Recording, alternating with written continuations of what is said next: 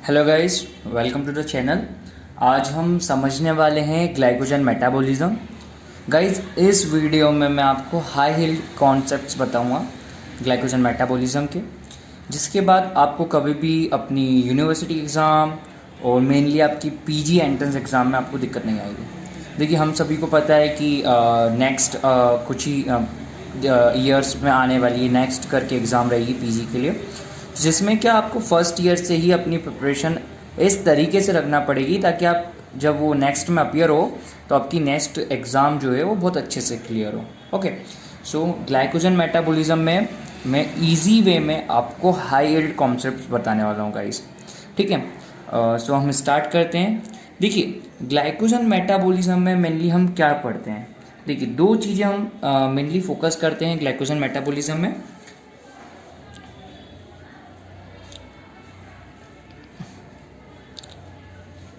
First चीज़ हम focus करेंगे glycogen metabolism में ग्लाइकोजेनेसिस।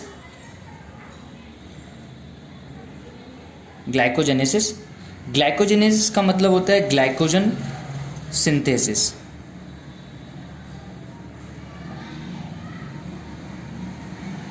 एंड सेकेंड हम फोकस करेंगे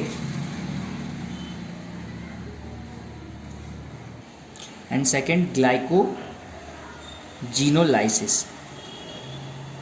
इसका मीनिंग होता है ग्लाइकोजन का ब्रेकडाउन।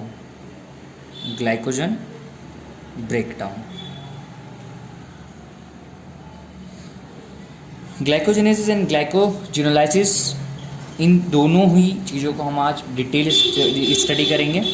सबसे पहले हम ग्लाइकोजेनेसिस समझेंगे। सबसे पहले हम ग्लाइकोजेनेसिस को अच्छे से समझेंगे। Glycogenesis, that is synthesis of glycogen. So सबसे पहले देखिए, ग्लाइकोजन ग्लूकोज का वो फॉर्म होता है, कार्बोहाइड्रेट का वो फॉर्म होता है जो कि स्टोर्ड होता है। Glycogen is the storage form of carbohydrate. अब ऐसा क्यों होता है, क्यों ग्लूकोज स्टोर नहीं हो सकता है, क्यों ग्लाइकोजन ही स्टोर होता है? तो देखिए गाइस, इसके दो रीज़न है। पहला रीज़न है, ग्लाइकोजन का जो साइज़ होता है ना, लाइक वो ग्लूकोजन के कंपेरिजन में छोटा होता है। अगर ग्लूकोज आपका बड़ा इतना है साइज़, तो ग्लाइकोजन का छोटा रहेगा। सेकंड रीज़न क्या है जो कि इम्पॉर्टेंट माना जाता है? देखिए, ग्लाइकोजन जो है वो अगर प्रेजेंट है तो कभी भी वो ऑस्मोलिटी चेंज नहीं करेगा सेल मेम्ब्रेन की। बट अगर ग्लूकोज प्रेजेंट है, समझिए मेरा सेल है, यहाँ ग्लूकोज प्रेजेंट है, तो ग्लूकोज हमेशा वाटर जो है आउटसाइड द सेल उसको इंटर कर लेगा सेल के अंदर। क्यों? क्योंकि ग्लूकोज तो वाटर सॉल्युबल है।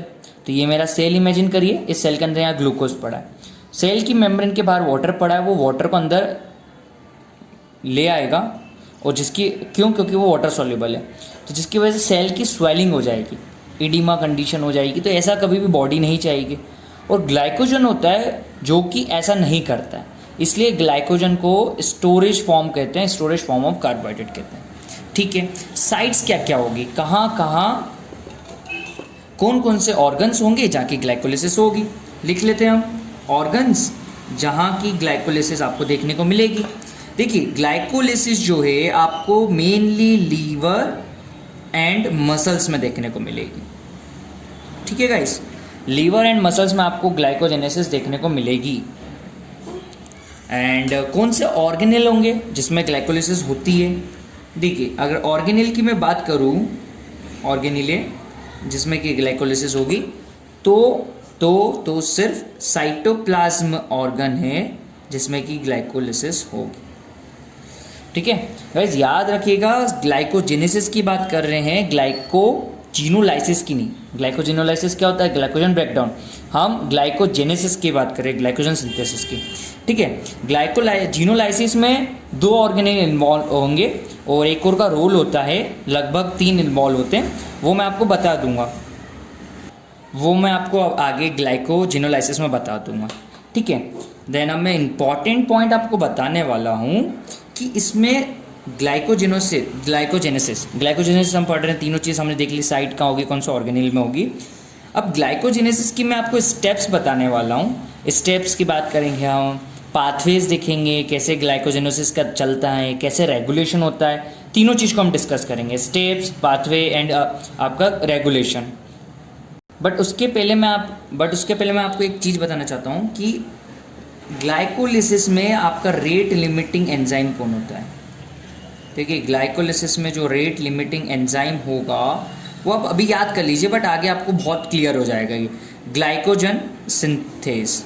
आगे का मतलब है कि वीडियो में जैसे हम स्टेप्स डिस्कस करेंगे, रेगुलेशन पे जाएंगे, तो देखिए ग्लाइकोजन सिंथेस जो होता है ये रेट लिमिटिंग एंजाइम होता है ग्लाइकोजेनेसिस का। ठीक है, अब हमने इतना समझ लिया है। अब हम मेन चीज़, जो मेन पार्ट है ग्लाइकोजेनेसिस का, क्या मेन पार्ट है ग्लाइकोजेनेसिस का? स्टेप्स। तो चलिए हम चलते हैं steps of glycogenesis.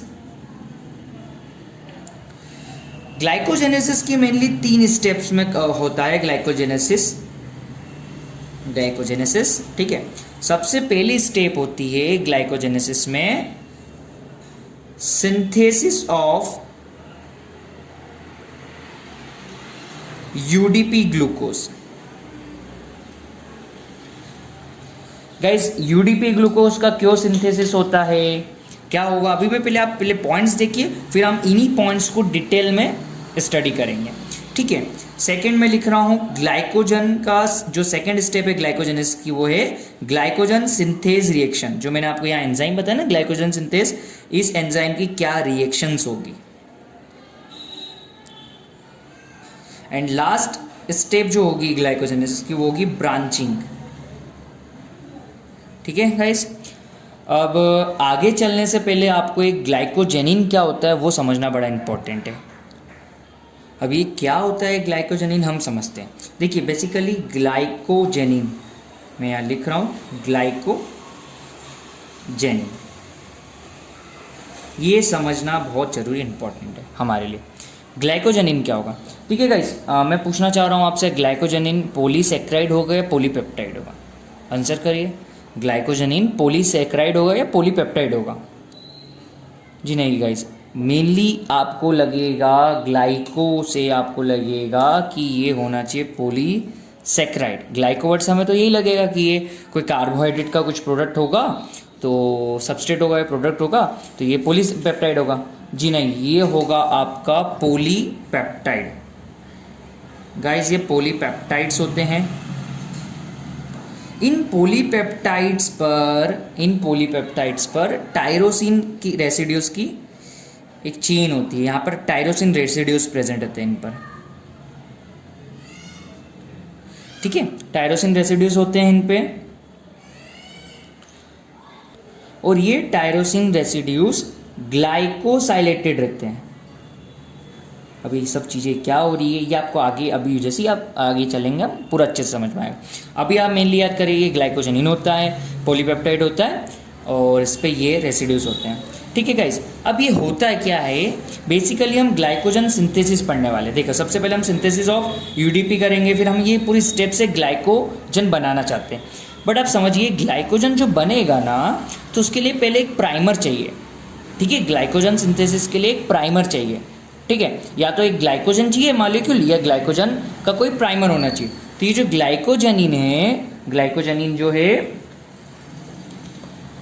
ग्लाइकोजेनिन is the glycogen synthesized, actually glycogen synthesized on this primer। समझिए गाइस, ग्लाइकोजन का जो सिंथेसिस होता है वो इसी प्राइमर से स्टार्ट होता है।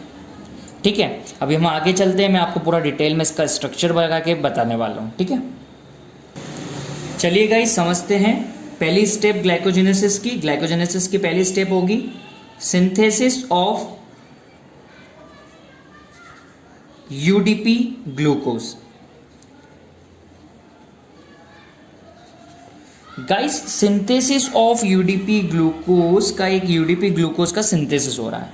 अब मैं आपको कॉन्सेप्चुअली बताना चाहूँगा क्यों हमको यूडीपी ग्लूकोज का सिंथेसिस करना पड़ रहा है।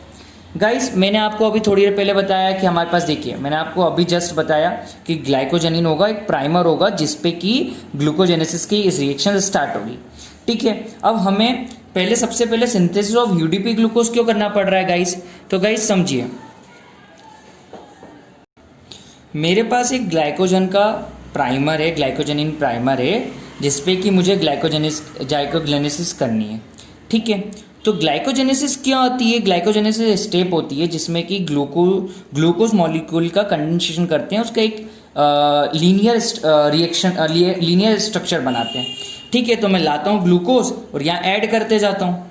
ठीक है गाइस, ये ऐड करते जाता हूँ, ये ग्लूकोज ऐड होते जाएंगे। बट गाइस ऐसा बिल्कुल भी नहीं होता है, ये हमारी इमेजिनेशन है। ग्लूकोज मॉलिक्यूल को हम ऐड कर देंगे तो ग्लाइकोजन सिंथेसिस हो जाएगी, ये बिल्कुल भी नहीं, ऐसा बिल्कुल भी नहीं होता है गाइस, क्योंकि ग्लाइकोजन एंड इसकी जो बाइंडिंग है वो कोवेलेंट बाइंडिंग ही नहीं होती है, तो फिर इसका कोई मतलब ही नहीं रह जाता है। तो फिर हमें क्या करना होगा यार? ग्लाइकोजेनिन हमारे पास बॉडी में है और ग्लूकोज इससे, ये मेरा जो ग्लूकोज है ये इससे बाइंड नहीं कर पा रहे जितने भी ग्लूकोज है। तो मैं क्या करूँगा, इन ग्लूकोज को मैं कन्वर्ट करूँगा न्यूक्लियोटाइड बेस में। एक्चुअली न्यूक्लियोटाइड बेस क्या होता है? देखिए, मैं इन ग्लूकोज के साथ रिएक्शन करवाऊँगा यूडीपी की। एक्चुअली मैं क्या करना चाहता हूँ, मैं चाहता हूँ कि ग्लूकोज की जगह बॉडी में यूडीपी ग्लूकोज अगर होगा तो ग्लाइकोजेनिन और यूडीपी ग्लूकोज के बीच में कोवेलेंट बॉन्डिंग हो जाएगी। इसकी कोवेलेंट बॉन्डिंग हो जाएगी तो एक आगे चेन रिएक्शंस होगी एंड ये ग्लाइकोजन का एक लीनियर बन जाएगा पॉलीमर। पर मेरा यूडीपी ग्लूकोज जो है इसके साथ कोवेलेंट बॉन्डिंग तो कर लेता है, मेरा ग्लूकोज मॉलिक्यूल अगर बॉडी में है तो उसके साथ बॉन्डिंग नहीं कर पाएगा। तो अब मेरा यूडीपी ग्लूकोज बनेगा कैसे? हमें ये समझना है कि सिंथेसिस ऑफ यूडीपी ग्लूकोज होगा कैसे। बेसिकली हमें बहुत सारे ग्लूकोज के मॉलिक्यूल को लेना है, इकट्ठा पैकेजिंग करना है और उसको एक ग्लाइकोजन बना के रखना है। ग्लाइकोजन क्या, बहुत सारे ग्लूकोज मॉलिक्यूल को एक साथ पैकेज करके छोटे छोटे फॉर्म में रख सकते हैं।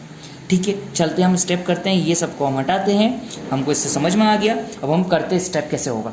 चलो, मेरी बॉडी में पड़ा है ग्लूकोज, मेरी बॉडी में ग्लूकोज है। ठीक है, बॉडी में ग्लूकोज है, ग्लूकोज से मैं आगे रिएक्शन करता हूँ, आगे रिएक्शन पे आते थोड़ा सा मैं इसको जूम करता हूँ, आपको अच्छे से समझ में आएगा। देखिए, ग्लूकोज है, ग्लूकोज को मैंने ग्लूकोज पे एंजाइम नहीं, पहले प्रोडक्ट बताता हूँ। देखो, ग्लूकोज से जो हम सबस्ट्रेट यूज करा ग्लूकोज और हमने पहले बनाया ग्लूकोज 6 फॉस्फेट। ठीक है, ग्लूकोज 6 फॉस्फेट बन गया।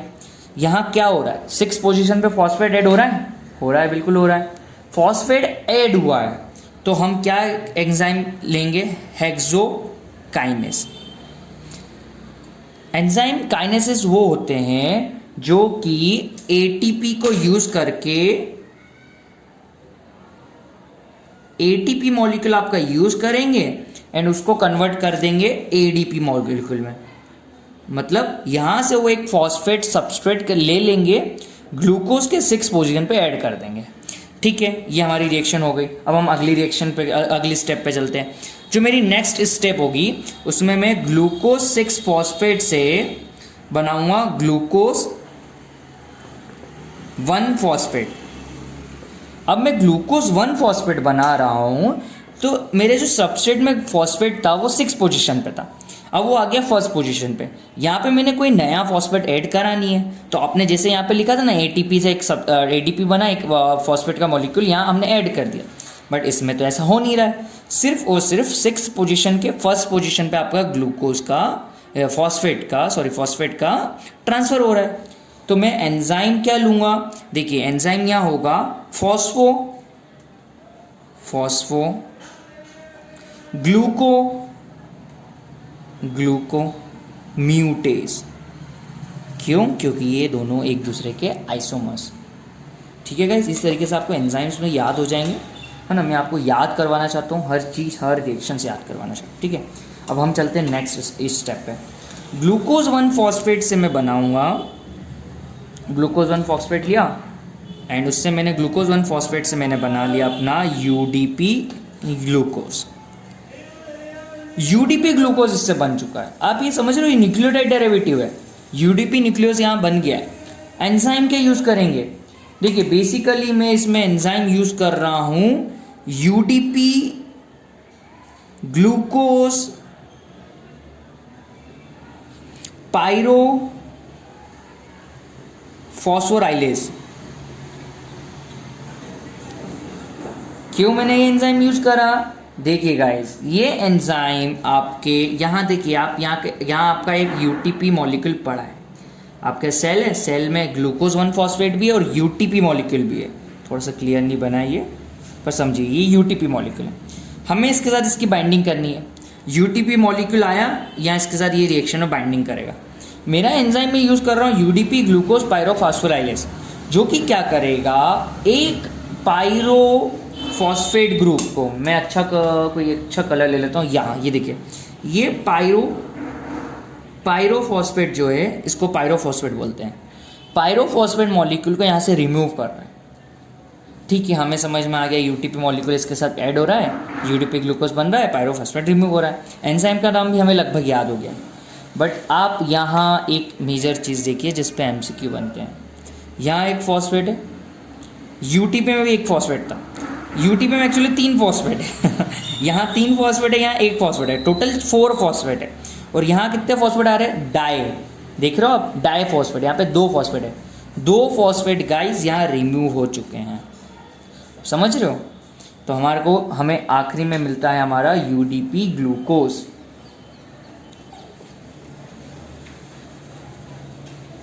हमें मिल चुका है यूडीपी ग्लूकोज। अब हम चलेंगे नेक्स्ट स्टेप पे। नेक्स्ट स्टेप हमारी क्या होती है गाइस? नेक्स्ट स्टेप में हम देखेंगे, ये हमारी सेकेंड स्टेप है, जिसमें हम देखेंगे action of glycogen synthase. Glycogen synthase क्या होता है ये आपको मैं बता चुका हूँ। ग्लाइकोजन सिंथेस हमारा रेट लिमिटिंग एंजाइम होगा ग्लाइकोजेनेसिस का। गाइस याद रखिएगा ये चीज़ें, क्योंकि ये यूनिवर्सिटी एग्जाम्स में एंड आपके पीजी क्वेश्चंस इस पर बनेंगे। ठीक है, हम इसको समझ चुके हैं कि एक्शन ऑफ ग्लाइकोजन सिंथेस हम पढ़ेंगे। अब हम इसमें क्या देखेंगे बेसिकली गाइस? देखिए, मैंने आपको प्राइमर बताया था, याद है? ग्लाइकोजेनिन। ग्लाइकोजेनिन मेरे पास प्राइमर है, इस पर मैं यूज़ कर रहा हूँ मेरा एंजाइम ग्लाइकोजन सिंथेस। ठीक है, अब क्या हो रहा है देखिए गाइस, मैंने यहाँ मेरा एंजाइम जो है ग्लाइकोजन सिंथेस यूज़ कर लिया। ग्लाइकोजन सिंथेस एंजाइम यूज़ करके बेसिकली मैं यहाँ पे एक लॉन्ग चेन, लीनियर चेन, समझ रहे? Long and linear chain. देखिए, जहाँ पर भी मैं ब्लू कलर यूज़ करूँगा ना, वो समझिएगा ग्लाइकोजेनिन का है। ठीक है, मैं ग्लाइकोजेनिन को देखिए ब्लू से कर रहा हूँ। अब जहाँ भी मैं ब्लू कलर यूज़ करूँगा समझिएगा ग्लाइकोजेनिन मॉलिक्यूल है। इस मॉलिक्यूल पर अब मैं रेड कलर लेने वाला हूँ। बहुत सारे लीनियरली यहाँ ये यूडीपी ग्लूकोज है। ठीक है गाइस, यूडीपी ग्लूकोज यहाँ पे बहुत सारे ऐड होंगे। ठीक है, ये लीनियरली ऐड होंगे। ये देख लीजिए, एक चेन होगी जिसमें लीनियरली ऐड होते जाएंगे। बट समझिएगा, ग्लाइकोजन सिंथेस यूज़ करा, यूडीपी ग्लूकोज कहाँ से आए? यहाँ से आए। यूडीपी ग्लूकोज यहाँ लिख रहा हूँ मैं एन टाइम्स। क्यों एन टाइम्स लिखा? क्योंकि मुझे बहुत सारे यूज़ करके यहाँ ग्लाइकोजन सिंथेसिस करना है, बहुत सारे ग्लूकोज मॉलिक्यूल को ऐड करते जाना है। ठीक है, मैंने यूडीपी ग्लूकोज एन टाइम्स लिख दिया। बट यहाँ पे हमारा यूडीपी ग्लूकोज में से यूडीपी रिमूव हो जाएगा। मतलब कहने का मतलब है, ये जो गोल गोल आपने बहुत सारे ऐड करे ना, ये ग्लूकोज मॉलिक्यूल है, समझ रहे हो? बेसिकली मैंने जब पहले समझाया था ना आपको कि ग्लाइकोजेनिन मेरे पास है, उसमें मैं ग्लूकोज ऐड करना चाहता हूँ, पर वो डायरेक्टली ऐड नहीं होगा क्योंकि उनके बीच में कोवेलेंट बॉन्डिंग नहीं बनेगी। तो मैं बीच में ले आया हूँ, मैं बनाया हूँ फर्स्ट सिस्टम में यूडीपी ग्लूकोज, जिसने उसके साथ ग्लाइकोजेनिन के जो प्राइमर है उसके साथ मेरे इसने बाइंडिंग करी है। बाइंडिंग करने से क्या हुआ, यूडीपी तो निकल जाता है, बट अब वो मेरे ग्लूकोज के साथ बहुत सारे ग्लाइकोजेनिन के साथ मेरे बहुत सारे ग्लूकोज के मॉलिक्यूल को ऐड कर देता है। ये इसका एक सिंप्लीफाइड कॉन्सेप्ट है गाइस। बुक में आप रीड करेंगे, बहुत नहीं समझ में आता, बहुत सारे बच्चों को समझ में नहीं आता है। ठीक है, अब हम ये बना चुके हैं। अब आप पता है यहाँ लिंकेज देखिए, बेसिकली पता है हमने बहुत सारा पढ़ा होता है अल्फ़ा 1,4 लिंकेज, अल्फ़ा 1,6 लिंकेज, पर क्या चीज़ है देखिए गाइस, अब मैं रूट बता रहा हूँ उसका। यहाँ पर आपकी होगी इन दोनों के बीच में, डिफरेंट पेन यूज़ करूँगा, alpha 1,4 linkage, alpha 1,4 linkage, alpha 1,4 linkage होगी इनके बीच में, लीनियर चेन बन जाएगी। बट आपने नोटिस नहीं करा, मैं यहाँ बहुत सारे रिंग्स बनाते गया हूँ, रुका नहीं, जबकि मुझे रुकना चाहिए था। क्यों गाइस? देखिए जैसी ग्लाइकोजेनिन प्राइमर है ना, उस पर 1 2 3 4 5 6 7 8 9 10 11 ज़्यादा से ज़्यादा मैक्सिमम से मैक्सिमम 11 ग्लूकोज ऐड हो सकते हैं। 11 से ज़्यादा ग्लूकोज मॉलिक्यूल ऐड नहीं होंगे। ये मैं इसलिए बनाया हूँ और ये कट भी कर रहा हूँ ना, जिससे कि आपको याद रहेगा कि सर ने कट करा था। 11 मॉलिक्यूल से ज़्यादा कभी भी ऐड नहीं होते हैं। कई बार एंट्रेंस में, कई बार बहुत पहले आते थे, 2010 के तक के ये MCQs PG में बनते थे कि कितने मॉलिक्यूल्स ऑफ ग्लूकोज ग्लाइकोजेनिन प्राइमर से जुड़ सकते हैं वन टाइम में। ठीक है, तो 11 ऐड हो जाते हैं। ठीक है गाइज, हमने एक लीनियर स्ट्रक्चर बना लिया। यहाँ पे हमने अल्फा 1,4 लिंकेज भी देख ली, बट हमें तो पढ़ाया जाता है कि अल्फा 1,6 लिंकेज भी होती है ग्लाइकोजेन, बिल्कुल होती है गाइस। हम बना लेते हैं और फिर मैं जब स्ट्रक्चर बनाऊंगा ना कि अल्फा 1,6 लिंकेज के साथ और आगे भी स्ट्रक्चर बनाने वाला हूँ, तो आपको बेसिकली समझाऊंगा कि ग्लाइकोजन स्ट्रक्चर होता है कैसे, वो डिसोशिएट होगा तो बहुत सारे ग्लूकोज मॉलिक्यूल को रिलीज़ करेगा। ठीक है, चलिए हम आगे चलते हैं। अब हमें बनाना है इस पर अल्फा 1,6 कुछ ब्रांचिंग बनाना है। तो ब्रांचिंग के लिए फिर एंजाइम चाहिएगा, क्योंकि लीनियर चेन के लिए भी देखें ना, हमें रेट लिमिटिंग एंजाइम लिया था हमने ग्लाइकोजन सिंथेस। तो चलिए हम एक और एंजाइम को यूज़ करते हैं, और वो एंजाइम हम यूज़ करेंगे न्यू एंजाइम हम एक और यूज़ करेंगे। एंजाइम का नेम होगा अल्फा 1,4,1,6 ग्लूकेन ट्रांसफरेज। थोड़ा बहुत आपको नाम से जज हो रहा होगा कि कैसे ट्रांसफ़र करेगा। ठीक है, मैं स्ट्रक्चर बनाता हूँ। आपका ग्लाइकोजेनिन है, इस पे कितने 1 2 3 4 5 6 7 8 9 10 11 सिर्फ और सिर्फ 11 आपके ग्लूकोज के मॉलिक्यूल यहाँ ऐड है। 1 2 3 4 5 6 7 8 9 10 11। ठीक है गाइस, अब यहाँ मेरा इस एंजाइम ने वर्क करा, मैं रिएक्शन को प्रोसीड करता हूँ। ये मेरा सबस्ट्रेट था, यहाँ ये एंजाइम यहाँ यूज़ होगा, रिएक्शन आगे जाएगी, प्रोडक्ट क्या बनेगा। अब ध्यान से समझिएगा गाइस। ब्लू भी देखिए, मैंने आपको पहले बताया कि ग्लाइकोजेनिन को बनाता हूँ मैं, एंड मैं रेड से मेरे ग्लूकोज मॉलिक्यूल बनाता हूँ। गाइस ये एंजाइम आपका ग्लाइकोजेनिन से जो 5th पोजीशन तक है उनको ग्लूकोज मॉलिक्यूल को ब्रेक नहीं करेगा। जो 5th और 6th नंबर के बीच बॉन्ड है उसको ब्रेक करेगा। ठीक है, मैं ब्रेक करने वाला बॉन्ड बना देता हूँ। देखिए यहाँ से ये 5th और 6th ग्लूकोज के बीच में से इतना पार्ट यहाँ से रिमूव हो जाएगा। रिमूव होके कहाँ जाएगा, सबसे पहले तो हम 1 2 3 4 5 बना लेते हैं। 1 2 3 4 5 उतना पार्ट रिमूव हो चुका है। वो रिमूव होके गाइस 1 2 3 कहीं पर भी ब्रांचिंग कर सकता है, कोई दिक्कत नहीं। आप ये 3 और 4 के बीच में ब्रांचिंग करवा सकते हो। ठीक है, मैं यहाँ इसको 2nd और 3rd के बीच में यहाँ एक ब्रांचिंग करवा देता हूँ। 1 2 3 4 5 6। क्यों 6 लिखा? हमेशा हेक्सोस 6 ग्लूकोज के मॉलिक्यूल्स रिमूव होंगे। ये आप याद रख सकते हो। आपको याद रखने में डिफिकल्टी होगा कि 5 6 के बीच में बॉन्ड आएगा, 6 7 क्या आएगा, 4 5 आप भूल जाओगे। बट आपको हमेशा ये याद रहेगा कि जो 6 ग्लूकोज मॉलिक्यूल्स हैं वो 6 ग्लूकोज मॉलिक्यूल्स रिमूव होंगे एंड उनका एडिशन दूसरी जगह पर होगा। ये देखिए 6 7 8 9 10 सब यहाँ आ गए। यहाँ पर इनकी ब्रांचिंग होगी। अब इनकी ब्रांचिंग को क्या नाम देंगे गाइस? इनकी ब्रांचिंग को नाम दिया जाएगा, जैसे हमने ऊपर यहाँ पे अल्फा 1,4 लिंकेज दी थी, अब यहाँ इस ब्रांचिंग का नाम होगा अल्फा 1,6 लिंकेज। ये कॉन्सेप्ट है ब्रांचिंग का। ऐसा क्यों कर रहे हैं गाइस पता है? जैसे मैं रफ पेज में आपको अच्छे से बताता हूँ। देखिए ग्लाइकोजेनिन प्राइमर है। अब हम चलते हैं, आपका माइंड ले जाइए लीवर के अंदर। आप लीवर के अंदर चले गए, ठीक है? ये लीवर है आपका लीवर है ये गाइस, मेरा नहीं है, आपका लीवर है। ये देखो ऐसे ये लीवर आपका, ये लीवर है। लीवर के हम चले अंदर, ग्लाइकोजेनिन है। ग्लाइकोजेनिन पे मैंने ये जो बताई ना आपको, ऐसी ब्रांचिंग बहुत सारी हो जाएगी। यहाँ से एक ब्रांचिंग हो गई, यहाँ से, ठीक है? ये पूरा ब्रांच्ड स्ट्रक्चर बन जाएगा। इसमें अल्फा 1,4 और अल्फा 1,6 लिंकेज होगा, ठीक है?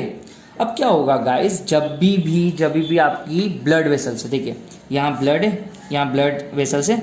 अब देखिए यहाँ पर जब भी आपको ग्लूकोज चाहिए होगा, देखिए जबकि फास्टिंग स्टेट में होंगे, आपने जब कुछ खाया नहीं होगा, तो आपकी बॉडी को ग्लाइकोजन ब्रेकडाउन करके ग्लूकोज चाहिए होगा।